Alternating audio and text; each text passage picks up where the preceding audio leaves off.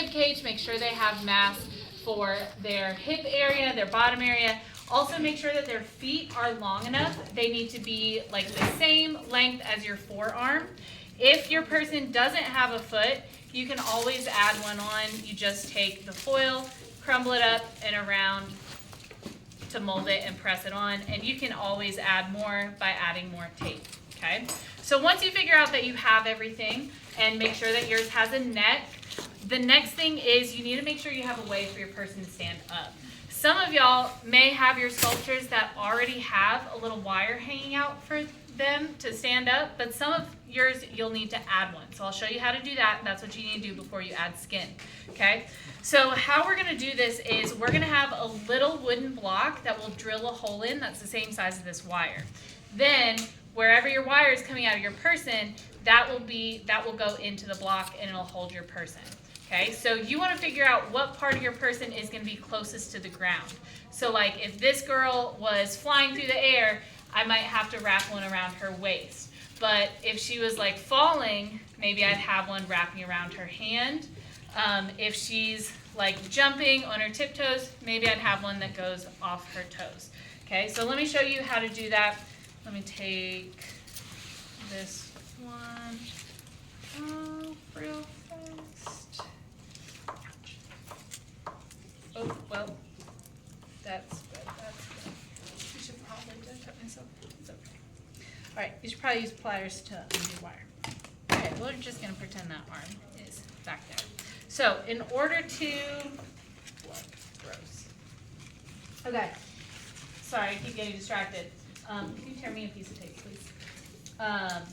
In order to get your person to stand, you're gonna grab one of these scrap wires that we're using, and depending on where you're going to have the wire come off of, kind of depends on how long you want the wire. For the most part, it's gonna be about 6 inches. So I'm gonna take this, put my extra back there, and I want my person to look like they're falling, so I want it coming off of their arm. So what I'm gonna do with my wire is I'm gonna start by grabbing the end with my pliers and bending it so I have a little hook on the end. That hook, I'm gonna hook around like the elbow or arm, and then I'll use my pliers to crimp that loop closed to grab onto the arm. Then I'm gonna take the wire, and as tightly as I can, I'm gonna wrap it around the arm so it's coming out where the hand is. As long as you have at least 1/2 inch of wire coming off, you're good. But you can see that this one I have a bit extra, which is okay. So now what I'm doing is I'm making sure she's secure. I wanna make sure it's secure and that she doesn't like immediately fall. Okay, so I can go in and crimp some of those wrapped parts. And then if I accidentally took off some masks, then I can go back with my foil, wrap some over that. Okay, but you gotta figure out how you want your person standing. You can do something creative, like if the person's pole vaulting, it could come out like through the pole vault that's touching the ground. But if you need help figuring that out, I'm happy to help you figure that out. Okay, then for the skin, you're gonna take paper towels, just the ones from the dispensers over there, and you're gonna tear them into strips. I like to use about 1/2 inch long or wide, and then however long you need. Then I have some 50-50 glue water mixed up here. Essentially, we're gonna paper mache these on there. So I'm gonna take my paper towel strip, and I'm gonna put in the glue, and then I'm going to wipe off the excess. Also, I have a bunch of little parchment sheets right here that I strongly suggest you work on top of. That way, for 2 reasons. 1, cleanup is not nearly as bad. And 2, then you can put your gluey person in your cabinet on top of your parchment, and tomorrow it'll peel right off. Okay, so now I'm just gonna take this glue strip and I'm going to wrap it around my person, making sure to smooth down.